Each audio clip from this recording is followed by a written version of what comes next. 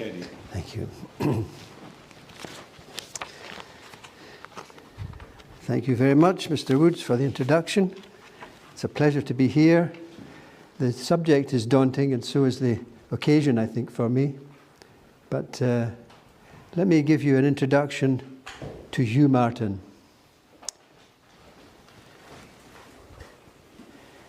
Among the last words spoken or written by Hugh Martin, just a couple of years before his own mortal remains were laid in the Grange Cemetery in Edinburgh in 1885, were the following: "The inheritance of things that are before expands and enlarges accordingly to the ardent and obedient believer's view, and glad to know that his redemption draweth nigh, and glad that no bounds are placed on the progress he may make in likeness to Christ, in service to him, in joy in him, in fellowship with him, even here, this one thing he does, forgetting the things which are behind, he reaches forth to those that are before." These are moving words when you think, particularly when you take account of the trouble, his own troubled end in this world.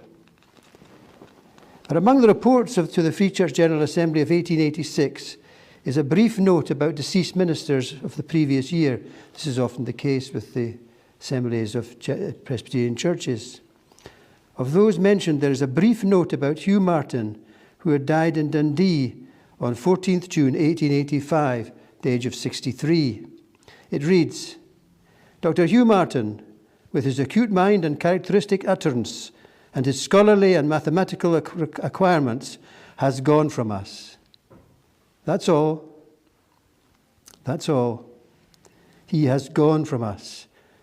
By any measure, it seems a very heartless sort of obituary to give to the man.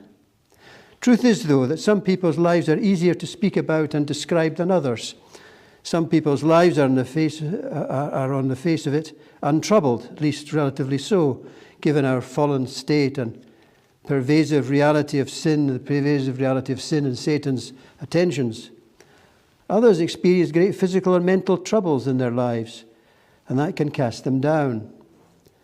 That would be true of some biblical characters, even like Job or Jonah, for example, or even the seemingly bold Elijah, or Paul with his thorn in the flesh. It was also true of the poet and Christian William Cowper. It was certainly true of the subject of this paper tonight. In some cases, the trials and troubles of people are well documented. In other cases, that's not the case. Some people bring troubles on themselves, others seem to be born to troubles.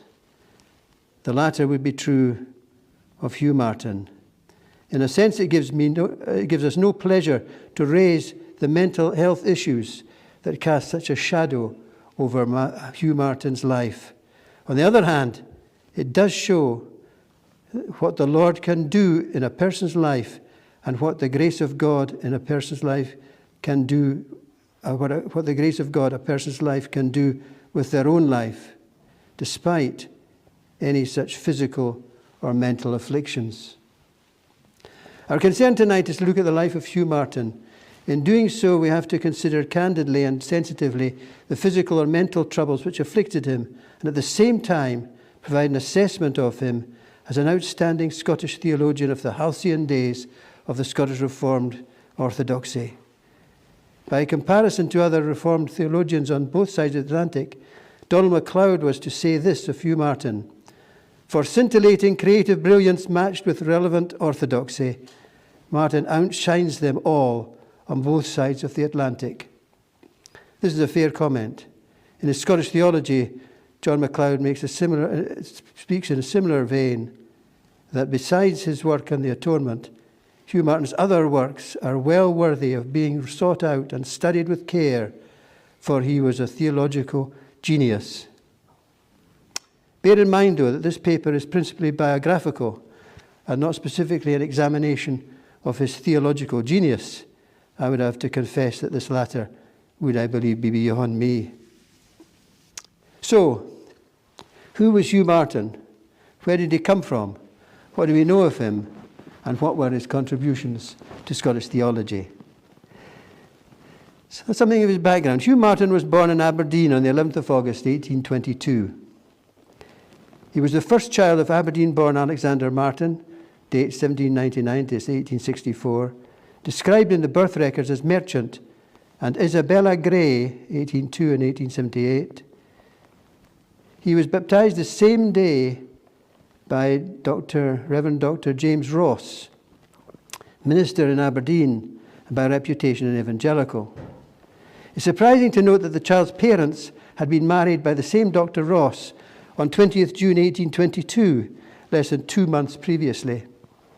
Subsequently, Alexander and Isabella had 6 other children besides Hugh. Of these, 2 died in infancy, but 3 brothers survived into adulthood, though a sister, the youngest of the family, born in 1839, died aged 18 in 1858. As for the father, he became manager of the Aberdeen Royal Asylum for the Blind in 1860, and he passed away there on the 17th of May 1864 from what was described as serious apoplexy for 48 hours. Hugh Martin's father. We presume he didn't survive a stroke. So what about the Martin family? The 4 boys who survived into adulthood were all clearly bright and able men, though none of them quite achieved what older brother Hugh did. Having said that, the second son, Alexander, whose dates are 1824 to 1887, became a general practitioner in Stonehaven.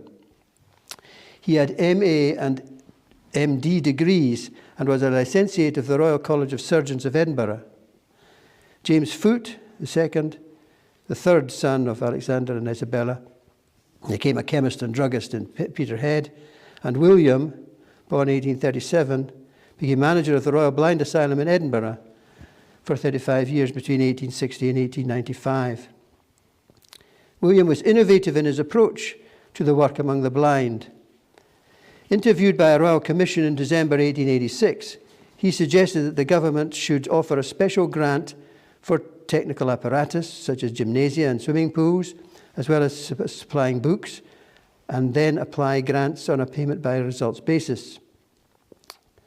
William Martin also recommended establishing a special national education department to overlook the education of the blind. He promoted the use of Braille, and he has published a highly regarded paper on the adaptation of Froebel's kindergarten system for the blind. Froebel, by the way, was inventor of kindergartens and pioneer of the early childhood education and care. William was also an advocate of bedding manufacture as a beneficial employment for the blind. It appears, sadly, that not everyone agreed with all this, and he was asked to resign in 1895. So what did he do then? This is William, Hugh's youngest brother. Well, what did he do? He immediately started his own bedding business, which developed into a successful furniture store and still trades in Edinburgh since 1974 under the name of Martin and Frost. Besides all this, William became an elder in the Free Church congregation in the Grange, Edinburgh in 1868, where Horatius Bonner was the minister, and consistently maintained conservative positions in that office, as we shall have occasion to note, hopefully. But what about the spiritual life of the family? After Dr. Ross's passing in 1824, the North Charge of the Church of Scotland parish of St. Nicholas in Aberdeen called James Foote, after whom Alexander named his third-born son. It's clear that the Martins adhere to the ministry of these fine men, Ross and Foote. It's most likely that Alexander professed faith. This is the father. Alexander professed faith during Foote's pastorate and became an elder. He became an elder in the congregation in 1831.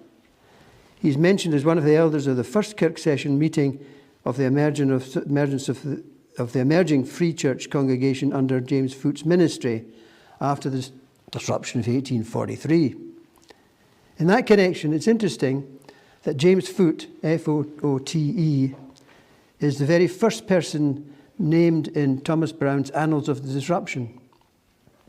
Browne records this of Foote. Dr. Foote of Aberdeen In speaking of his own experience, mentioned what was equally true of many of his brethren. In my early years, I held these views which belonged to evangelical, thorough-paced Presbyterianism. I take no credit for standing to what I ever felt to be the essential principles of the Church of Scotland, but I bless God that after cooperating with others to prevent the necessity of breaking our connection with the state, I felt no desire nor temptation not to act with decision when the necessity became plain.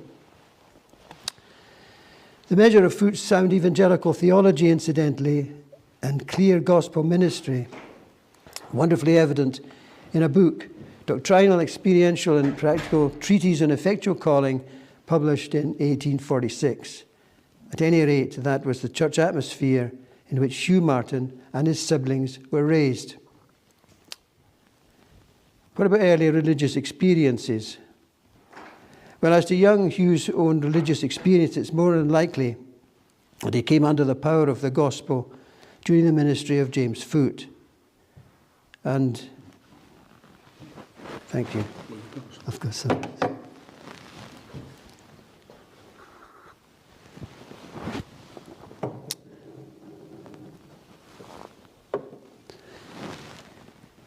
It's more than likely that he came under the power of the gospel ministry under the ministry of James Foote and feared the Lord from his youth.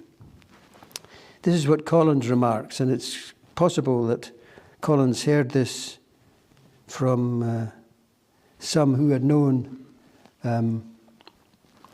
Hugh Martin in their own lives, like Duff McCulloch and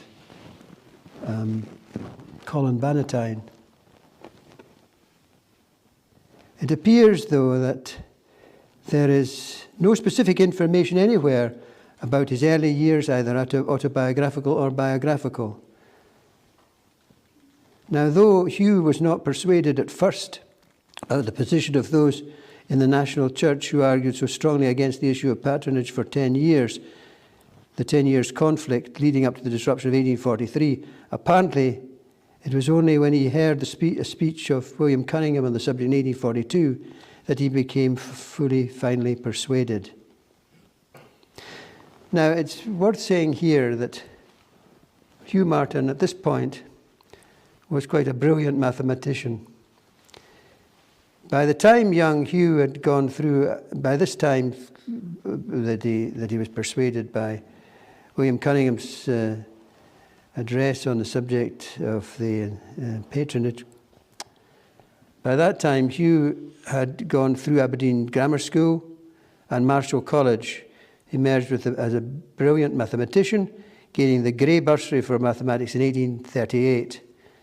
In the course of time, Hugh read papers and wrote some complex mathematical pieces, among which were, and if anybody knows what this is about, they can tell me afterwards, a study of trilinear coordinates being a consecutive series of 72 propositions in transversals. Cambridge in 1867. And then on centres, fasces, which I take to mean beams, and envelopes of homology, Edinburgh 1867. Most baffling, I think, of all, to the unskilled in maths is this. Note on Professor Tate's quaternion path to determinants of the third order. It almost seems like some sci-fi sort of thing. But if anybody understands that, then they're real mathematicians. He was an examiner of mathematics at Edinburgh University between 1866 and 1869. But there's a sense in which that's moving forward because these pieces were written before or after he went into the ministry. So he forsook a career, in a sense, in mathematics in order to pursue a ministry for the gospel, for Christ. Back to those pre-disruption days. After completing his MA degree at Marischal College, he immediately took up divinity classes in King's College and Marischal College, clearly feeling a divine call to the ministry. In the event, his studies concluded just before the disruption, which he witnessed in Edinburgh on the 18th of May 1843. He must have been one of the first probationers licensed by the new Free Church, as he was licensed the day after the disruption, in other words, 19th May 1843. Incidentally, this gifted writer and mathematician, budding theologian, was also a master pianist. Hugh Ferrier told the story at the school here years and years ago about his own experience of this. Dr. Martin himself was an accomplished pianist. In my youth, I knew an old lady who, as a girl, met Dr. Martin in a friend's home in Edinburgh. The girls expressed their desire to hear him play. Dr. Martin was informed, and he kindly came and played for them a Scottish air. The Scottish air, apparently, being the music set to Jocko Hazeldean. If you want to know Jocko Hazeldean, it's a poem by Walter Scott, and the music set to it. And if you want to hear that being sung, you can Google up the Corries. At any rate, he was an accomplished musician, and he was just giving them some entertainment. Hugh didn't have long to wait for his first charge. The following May, the 2nd of May, the following year, 1844, he was ordained and inducted to the charge of Panbride Free Church in Angus, a rural area now part of Carnoustie. Panbride then had a population of around 1,300 souls. His call was signed by 144 heads of families. There are several examples of his preaching from this period. The Sabbath Made for Man, preached in Panbride Church on 2nd February 1845. The Manifestation of the Son of Perdition, preached in Panbride on 23rd March 1845. Precept, Promise and Prayer, an illustration of the harmony between divine sovereignty and human agency, in the Free Church Pulpit, Volume 3, 1847. In addition, there are numerous sermons in Union with Christ, a book produced recently by the Free Church Publications Committee. And many of these, that book contains numerous sermons first preached in his days in Panbride. I've got a note here about this. This includes 9 of 20 sermons from manuscripts provided by William Murray of Dornoch, late brother of the late John J. Murray. Among 9 are 7 preached in Panbride. On the source of these manuscripts, you see the editor's preface to the Union with Christ book.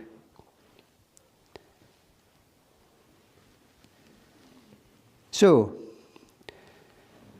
moving to marriage and family. 2 years into his first charge, Hugh Martin married Elizabeth Jane Robertson. Elizabeth was a daughter of the Reverend William Robertson, whose dates are 1785 to 1836, who had been parish minister in Carmiley in Angus, neighbouring parish to Panbride, between 1817 and 1836. By reputation, he was evangelical. Elizabeth was born in Carmiley in 1828. Hugh and Elizabeth were married in Panbride on 1st September 1846. She was 17. In the course of time, they were blessed with 8 children, 7 girls and 1 boy. The first 7 were all born in Panbride. The 8th, the youngest girl, was born in Edinburgh in 1865. One girl, the 5th, died at 16 months old in 1855. None of the surviving girls married. Only the boy, the 7th born, Alexander, was married with issue. In Panbride, a new church building was elected and formally opened in May 1855, by Robert S. Candlish, one of the leading Free Church men of the day, for whom Hugh Martin always had a great admiration, notwithstanding differences on some ecclesiastical issues. Ministry and move to Edinburgh. Whilst he was in Panbride, Hugh was appointed by the church's colonial committee to minister in Gibraltar for 6 months from January 1852. This appears to be the only time he visited a foreign field. He was another 6 years in Panbride, but in 1858 was translated to Greyfriars Free Church in Edinburgh. At the time Hugh ministered to the congregation, it met in various halls, and in Buccleuch Free Church, it was said in one place that he had a large congregation and many students attended his church. That was from an obituary notice of the Aberdeen Free Press, Wednesday, 17th June 1885. A church was not opened until 1884, but was fairly short-lived, and it was sold in 1897 to become a Jewish synagogue. After the congregations of Buccleuch and Greyfriars were united, and the present Free Church there, Buccleuch and Greyfriars Church, is still Free Church.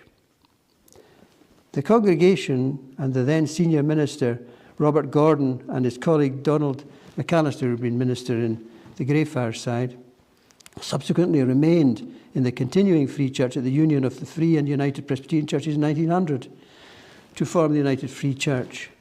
They stayed out of that union, in other words. It is of interest that Mrs. Martin in 1893 was a communicant member of the Buccleuch congregation, as was one of their daughters, and that in 1876 and 1879, Mrs. Martin and 4 of their daughters were on the communion roll at Buccleuch.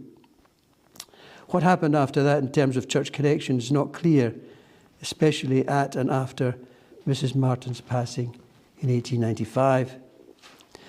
So it was in Edinburgh that Hugh penned his first substantial book. This was first published as Christ's Presence in Gospel History. A second edition was published in Edinburgh 2 years later. Of this work, Professor John Murray was to comment, "Here Martin's gifts and graces are brought into service, proclaiming the glory of him who tabernacled among men, and whose glory is that of the only begotten of the Father, full of grace and truth. It is the marvel of this presence that responsive readers will catch the vision." It emerged in his Edinburgh ministry, however, that all was not well with Hugh Martin health-wise.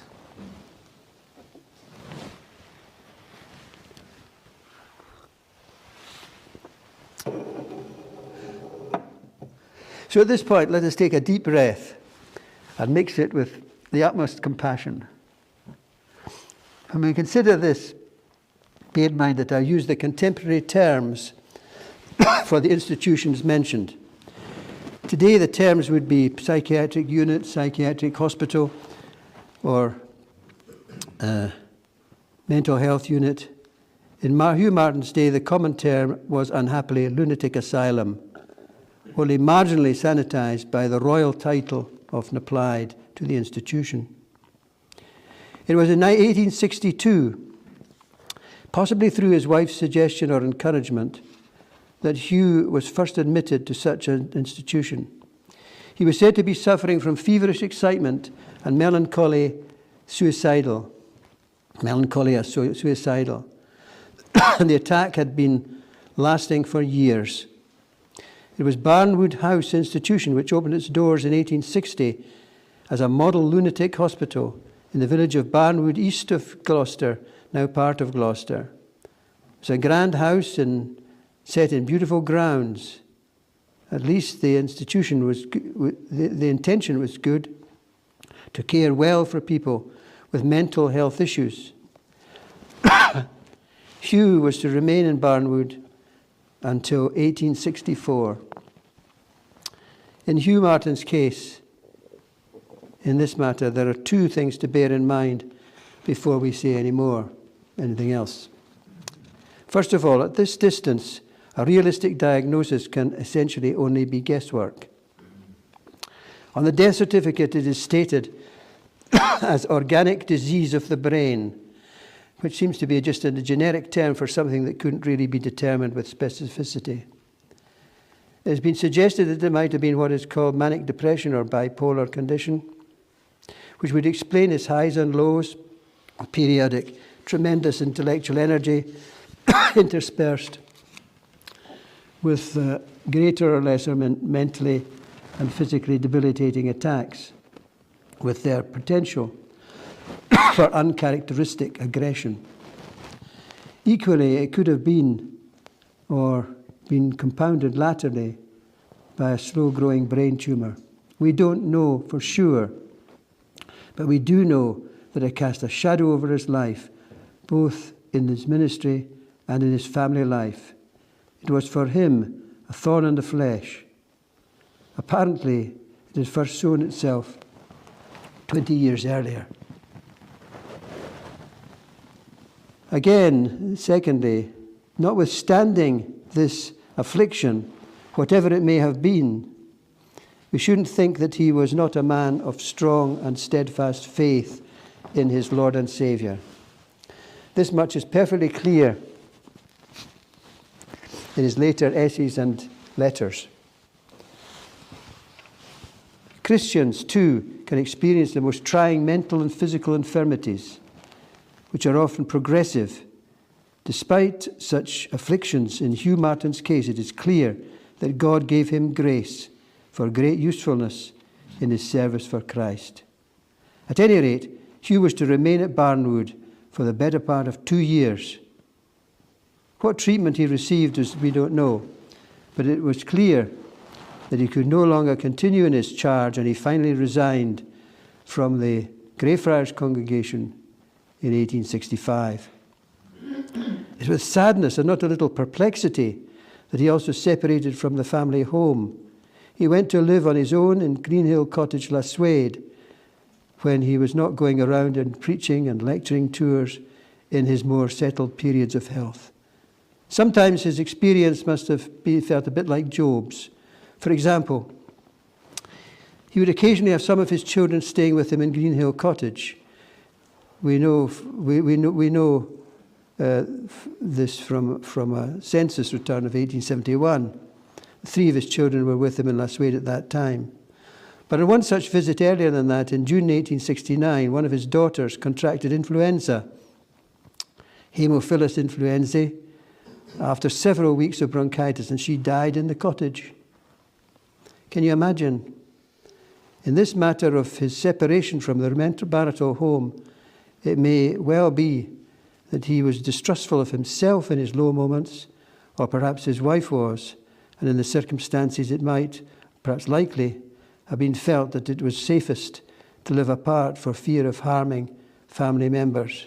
That, however, is in the nature of things surmise. Apart from that time in Barnwood, he also spent time as a patient in the Royal Lunatic Asylums in Aberdeen, called Elm Hill. That was July to September 1875. That is actually something that involves a bit of tragedy as well, because we read elsewhere that Hugh was admitted to Elm Hill House on his brother Alexander's petition to a sheriff, whilst he was staying with Alexander in Stonehaven. Apparently he was suffering from religious depression and melancholia, but was sufficiently improved to be discharged by the September 1875. Sadly, things were not so well mentally with Alexander himself. And in May 1877, he was finally admitted to Elm Hill, where he spent the rest of his days until his passing on 18 September 1887. He was 63, married to Esther Robertson Keith, by whom he had 4 sons and 1 daughter. Sad. He was admitted then to the Royal Asylums in Aberdeen, Elm Hill, Montrose, singularly called Sunnyside, frequently in the 5 years between April 1878 and 1883, after which he was transferred in May 1883 to the asylum in Dundee and Liff, in which his soul passed into the Lord's nearer presence on 14th June 1885, a Sabbath, and we can believe to experience the glorious deliverance from all troubles that had plagued him on this side, to experience the eternal Sabbath enjoyed by the redeemed. His mortal remains were buried in the family plot in the Grange Cemetery in Edinburgh, alongside that of William Cunningham and later George Smeaton, of whom John MacLeod states, the 2 men, that is to say, Hugh Martin and George Smeaton, were comrades in arms and the best of friends. On the gravestone is the text, there failed not aught of any good thing which the Lord had spoken. Joshua 21:45. 10 years later, his wife's remains were lowered into the same plot, and according to the gravestone inscription, all 6 of his surviving daughters were buried in the family plot in the Grange Cemetery, that is to say between 1862 and 1927. His son Alexander's earthly remains were to be interred in Orison Cemetery after his passing in 1946, aged 88. If we have time, we may mention something about Alexander actually later, because if anything, Alexander was more famous than his father, but for very different reasons.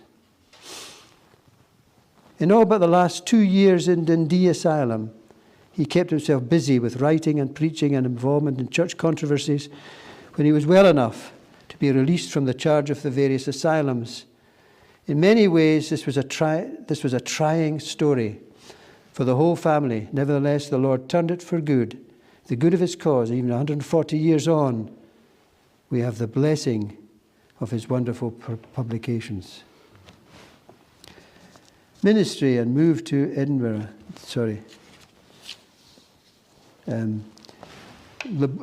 I've titled this section, Labours Abundant. Despite his serious health issues, Hugh Martin clearly was determined to serve the Lord with what energies and sound mind the Lord might give him. In the entry for Martin in the Dictionary of National Biography, composed with information provided by his son Alexander, it is said that on his retirement from Greyfriars, Martin took a house in Lasswade near Edinburgh, where he occupied himself with music and mathematics. That, however, is a seriously inaccurate account of how he occupied himself, albeit he was frequently a patient in asylums, as we've seen. However, it was hardly retirement. Notwithstanding his medical issues, Hugh's retirement was a period of remarkable, fruitful activity. He produced major theological writings, attended general assemblies, became involved actively in the main controversies which arose in the Free Church, wrote numerous pamphlets, magazine articles and letters, and gave speeches on various subjects in various places. Besides this, he preached when he was fit to do so, and was a popular and welcome preacher at communion seasons, especially in the Highlands. For example, in Alexander Auld's biography of John Kennedy at Dingwall, there's a reference to Hugh Martin acting as supply substitute for Kennedy in the latter's absence for 3 months in North America in the summer of 1873. It is said that the members of his own congregation, that's Kennedy's own congregation, very generously engaged Dr. Hugh Martin to act as substitute while he was absent, and by doing so, they bestowed an inestimable blessing on themselves while benefiting their own minister. By that time, incidentally, the University of Edinburgh had conferred on him in 1872 the honorary degree of Doctor of Divinity, principally for his 1870 work on the Atonement. In 1875, Hugh Martin moved from Lasswade to an address on the High Street in Montrose. It was tough, though. Here's another example from the life of Kennedy in connection with a visit of Hugh Martin to the Aulds in Alrig in 1874. Dr. Martin was confined to his room for a few days after arriving, says Auld, with one of his periodic attacks of illness, which lasted for 5 weeks. The Aulds wrote to Kennedy to tell him of this, and Kennedy wrote back, "I would go next week to try and get your invalid back with me." These men had real understanding and care for their friend. However it came about, whether in quiet moments in Lasswade or the barely sufferable extended periods in the asylums, his literary output was remarkable. Again, I have a footnote here. For a complete biography of all Hugh Martin's writings, see Union with Christ, pages 399 to 418. In total, 192 items are listed in this bibliography, most of which were composed by him after his retirement from Greyfriars in 1865. Thankfully, however, it came about whether these quiet moments, his output was remarkable. Indeed, apparently he prevailed upon friends to bring paper to him at the asylums, as the institutions couldn't keep up with his demand for writing paper. Thankfully, in recent years, besides all his major books, substantial collections of sermons, articles, and letters have been published.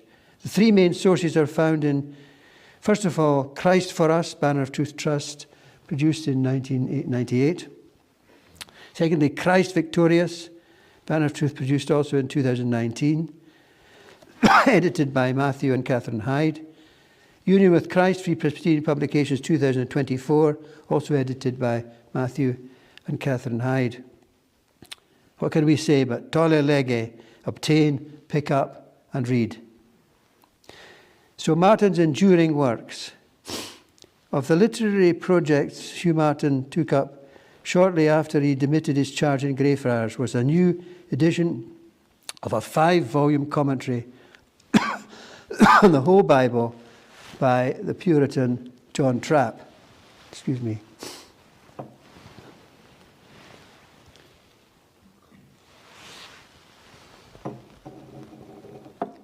John Trapp, his dates are 1601 to 1669, incidentally. Martin wrote, "The labour of many months spent over his pages enables me cordially to endorse the high estimate expressed of this commentary by numerous most competent judges." Among these most competent judges would be C.H. Spurgeon, I dare say, who said of Trapp, "Trapp is my special companion and treasure. Trapp is salt, pepper, mustard, vinegar, and all the other condiments. Yes, gentlemen, read Trapp, certainly." It was painstaking but edifying and immensely satisfying work for Hugh Martin. Arguably, Hugh Martin's magnum opus was his work on the atonement in its relations to the covenant, the priesthood, the intercession of our Lord. Martin's purpose in producing this book is clearly stated by him. "I have attempted to set aloft in the intelligent and adoring admiration of Christian men the thorough, efficacious, and boundless glory of the propitiatory sacrifice of Calvary, and to do so, if possible, in such a fashion that the numerous perversions of the doctrine of the cross may give intelligent Christian men little or no trouble." In his tribute to Hugh Martin after the latter's death in June 1885, the Reverend George Phillip remarked that at a Pan-Presbyterian council held in Scotland, an American visitor said to him, "I would have crossed the Atlantic to meet with the author of that book on the atonement." Let me give a taste of his writing on the atonement. In this case, it has to do with Martin's telling comments on what he considered to be the unhappy and not very intelligent expression, Christ's active and passive obedience. He wrote this: "I refuse to believe in the cross of Christ as a mere passive endurance, and I refuse to discuss the doctrine of his death under any such restriction of its marvelous, peculiar, and transcendent glory. I deny that his God-glorifying agency was overborne before he died, leaving him a mere victim to causes and means of death, aside from his own active will and power offering him to God. I deny that on the cross all his duty turned at last into patience and became negation. It was his duty to die, and he discharged his duty. Furthermore," he says, "it may be safely doubted whether the phrase passive obedience actually indicates anything that can be properly called obedience at all. We speak of his doing and his dying. His dying was his grandest doing. The light and evidence of his active obedience, instead of paling on the cross, shines out there most brilliantly of all, shining down the darkness of death and of the frown of incensed justice, till the dark frown passes off from the face of the eternal judge, and the light of the Father's countenance is lifted on the obedient Son in the moment of his saying, Father, into thy hands I commit my spirit. The Father's will was done. It was done by the eternal Son through the eternal Spirit. Consequent actings of Father, Son, and Holy Ghost fill the death of Christ with action and with power unparalleled and transcendent. And the Logos of the cross is the power of God. What a passage. What a passage. Besides this great work on the atonement, Martin was responsible for other outstanding works. There was this commentary on the prophet Jonah, reprinted in 1958 by the Banner of Truth from the second edition of 1877. On this volume of 359 pages, C.H. Spurgeon was to write, a first-class exposition of Jonah. No one who has it will need any other. Frankly, this could be said to me of any of Martin's writings. There's also his outstanding work on the shadow of Calvary. This was first published in Edinburgh in 1875. The subtitle indicates the subject matter of the work. Gethsemane, the arrest, the trial. It expounds the various events that preceded the crucifixion of the Lord. In other words, it deals perceptively with a period of thick darkness in the experience of the Lord. And as John MacLeod's words, the teaching of this volume is of a very profound character. Contributions to church controversies. It has to be said that a fair portion of Hugh Martin's writings in the period addressed essentially controversial issues which arose in the Free Church of Scotland in its period of decline from evangelical orthodoxy in the mid-60s, mid-1860s. With illustrations of this, not least from various speeches given by him in general assemblies, besides what he wrote in periodicals and pamphlet form. In this paper, we have time to do little more than note a few major issues on which he chose to break a lance. Let it be said, however, that he was invariably courteous and respectful of his adversaries, whilst at the same time arguing strongly for traditional historic Reformed confessional orthodoxy in doctrine and in practice. This is very evident in Hugh Martin's contributions to the debates in the General Assembly of the Free Church of Scotland, also in his involvement in the periodical The Watchword, edited by James Begg, in which many of his articles appeared addressing the controversial ecclesiastical issues of the day. Some of these contributions later appeared in book form or as pamphlets. So in this paper we can only touch on one or two such issues very briefly.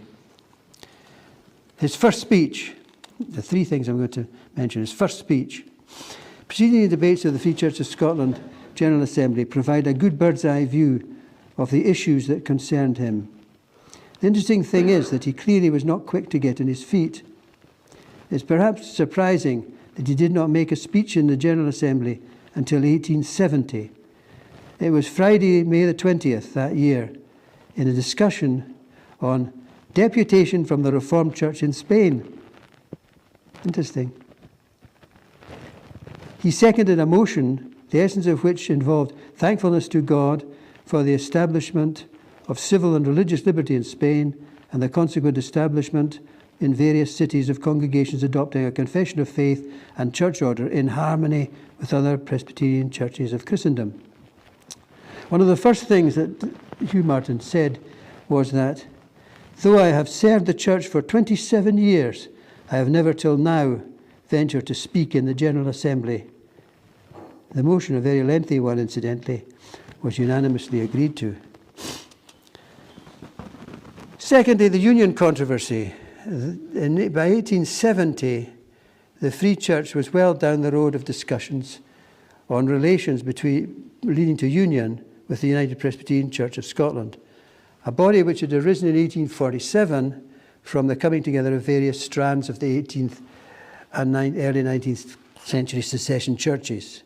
The union question fairly consumed the attention of the church and was really quite divisive strangely, for discussions on union. It was very divisive between 1863 and 1873. Union moves were abandoned in 1873, but were resumed in the last decade of the century, culminating in the United Free Church, arising from the union of these denominations, United Free Church and United Presbyterians, in 1900.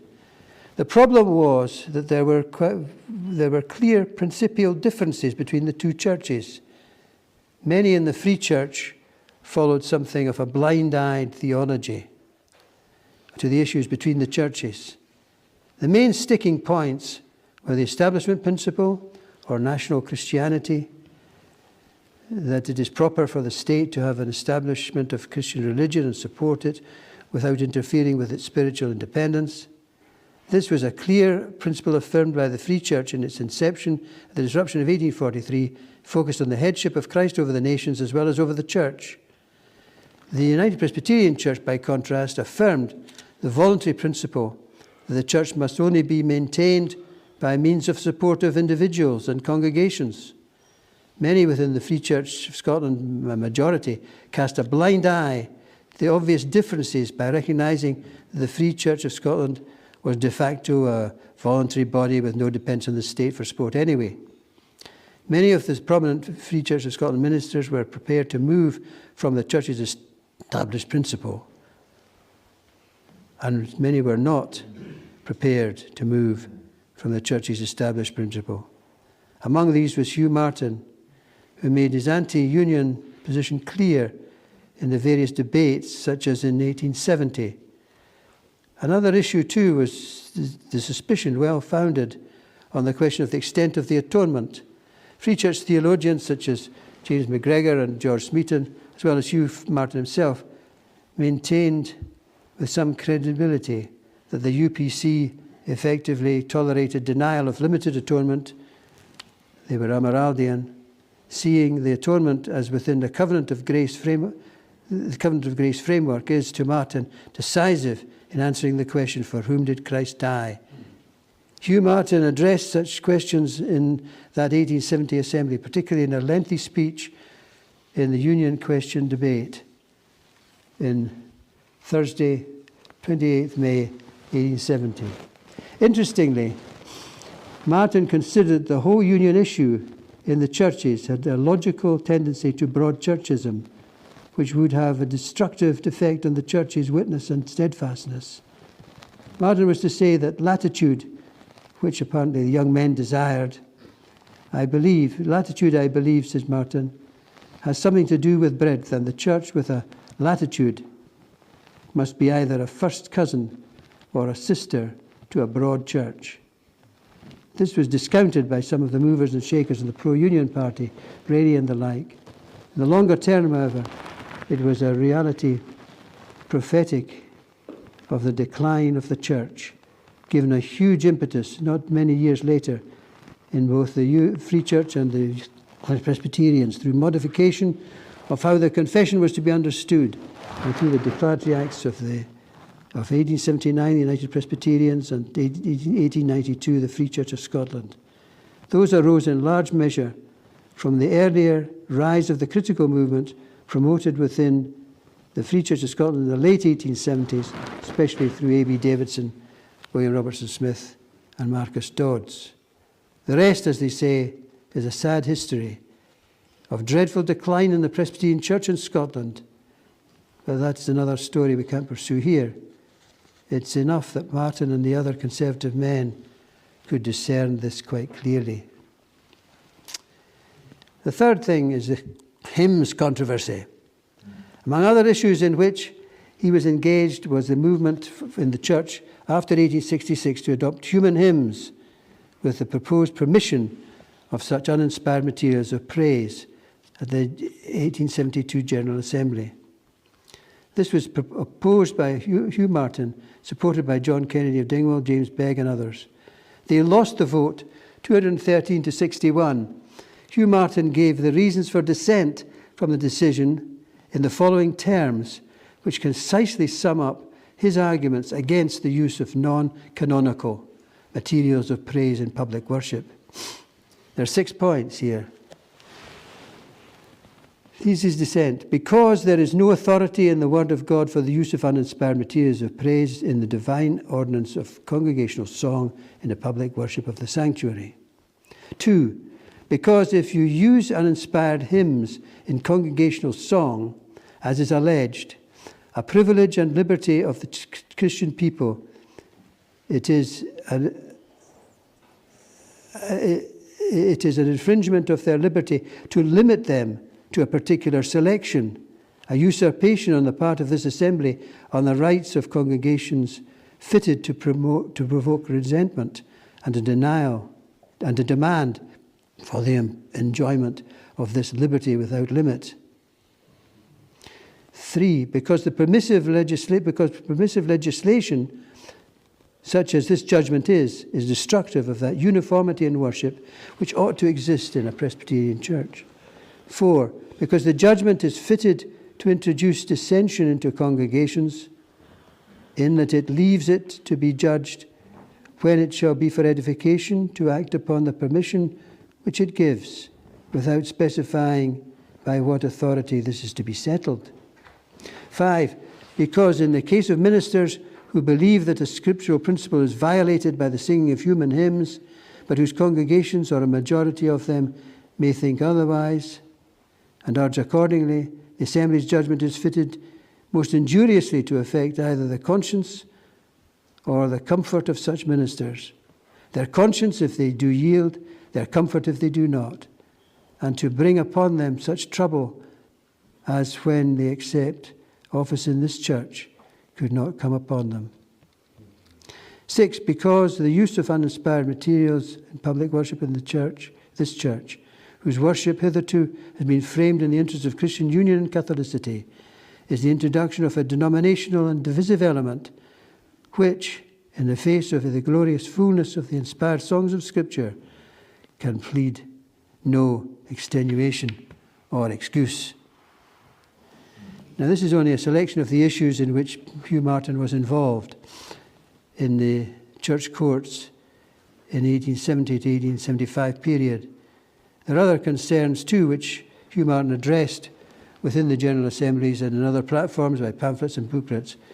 He had a seat in assemblies representing various presbyteries up to 1875, after which he took no part in them.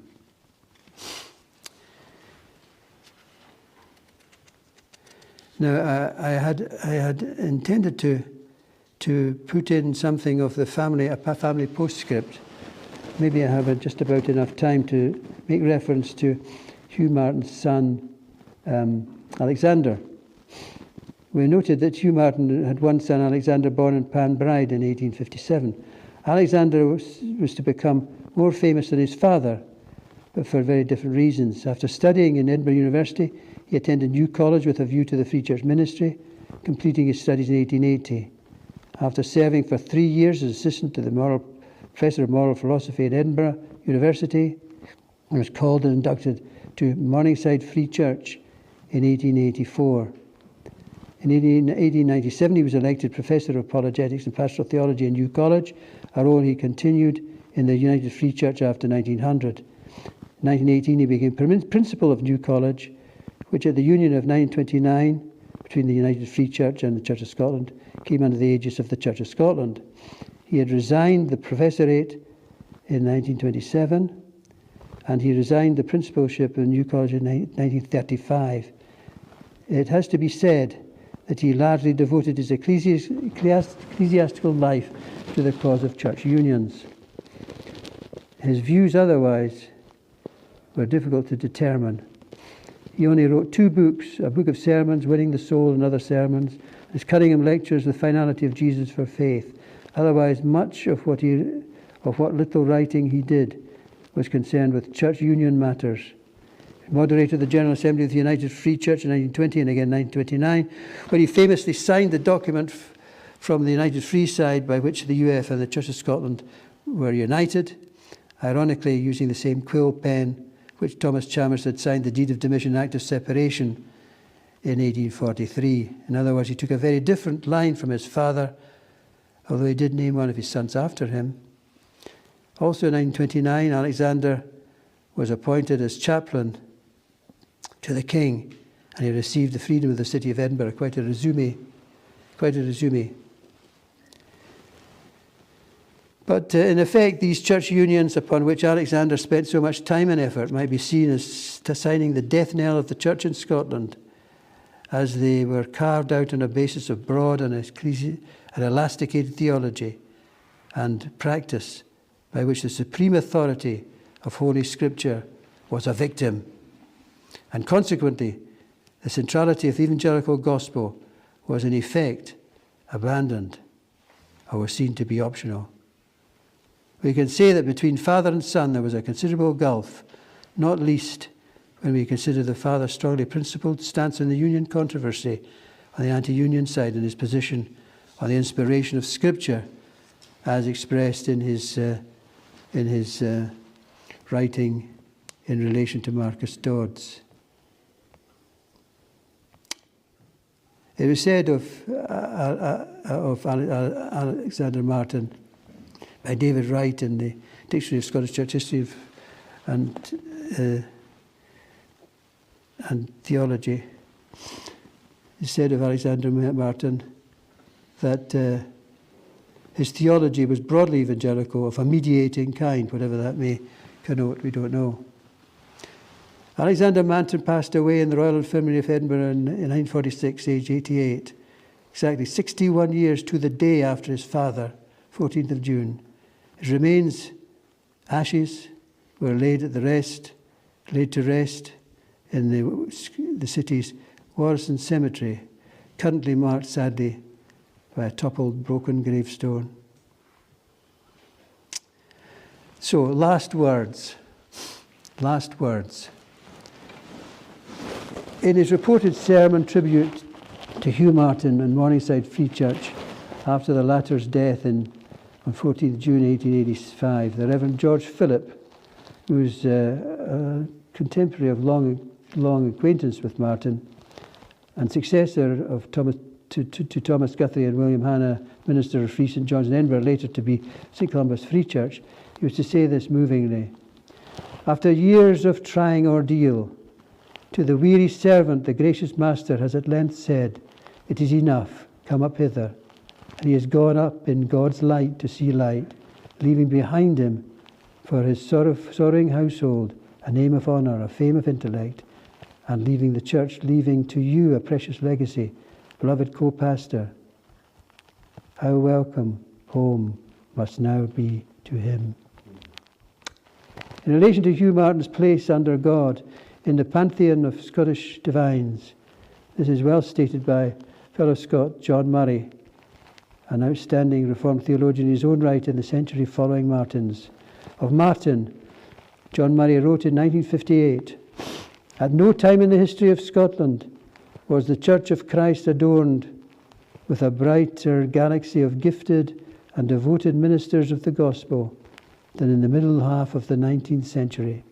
The evangelical revival, which the earlier part of the century witnessed, might well be called the Third Reformation.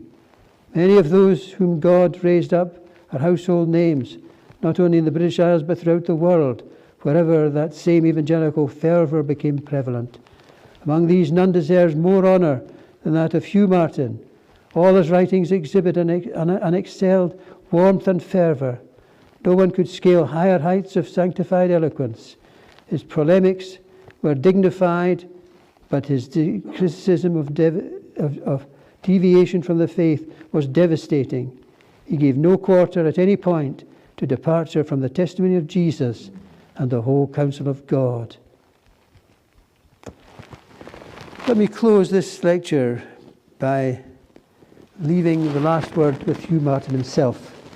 And with this we can be seriously challenged. This is the preface to the 1975 book on the Shadow of Calvary.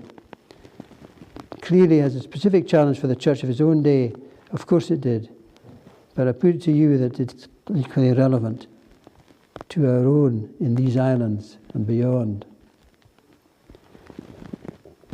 "I consider," he says, "that the friends of Orthodox evangelism in Scotland owe their generation a very solemn duty in the line of depriving intellectual inquirers of every inducement or temptation to seek any other interpreting idea of Christ's sufferings than that which the Westminster and Puritan theology has so clearly affirmed and so powerfully established and so richly illustrated.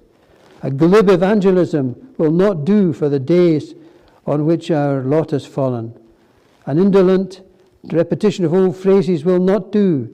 A more exact and profound study and a more rich preaching of the priesthood of Christ is indispensable if the covenant and gospel of God's grace are to abide among us. Other gospels are already rife, and in many quarters the covenant of grace seems to be forgotten. But the theology of the Confession of Faith and the pages of Boston and Erskine are still dear to the Scottish people, sadly no longer the case. And the same truth, sent through the living fire of a spiritual preacher's soul, will force out for itself new and fresh expression, assert itself in ever-varying combinations, and adorn itself in unexpected cross-lights and sidelights, so as to put to shame, even in a literary point of view, the pretentious but feeble literature, in many cases only semi-Christian, which in some quarters is supplanting the solid scriptural instruction on which our fathers rejoiced. Here, I would say, is the abiding challenge to we men who have firm commitment to the supreme authority of the Holy Scriptures.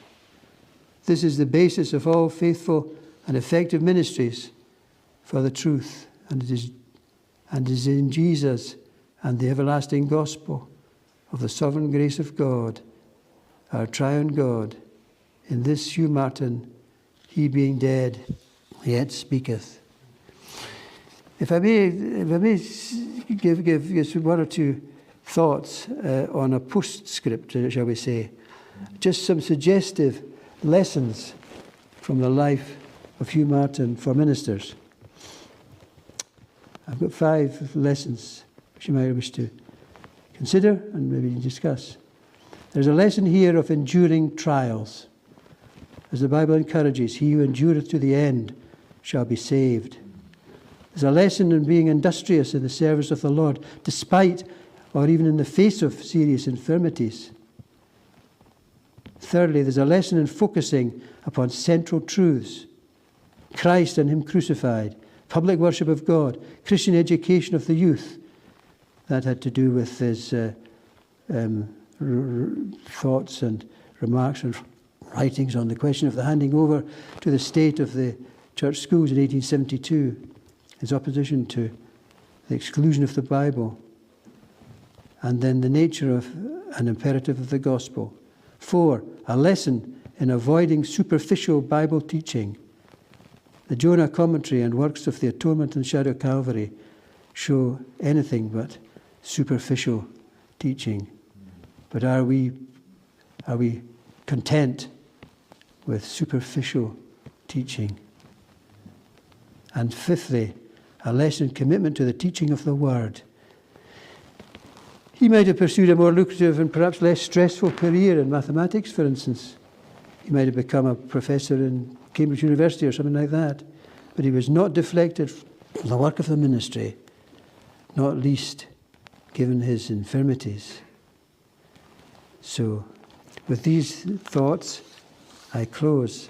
You've been very patient. You've listened for a lengthy period, so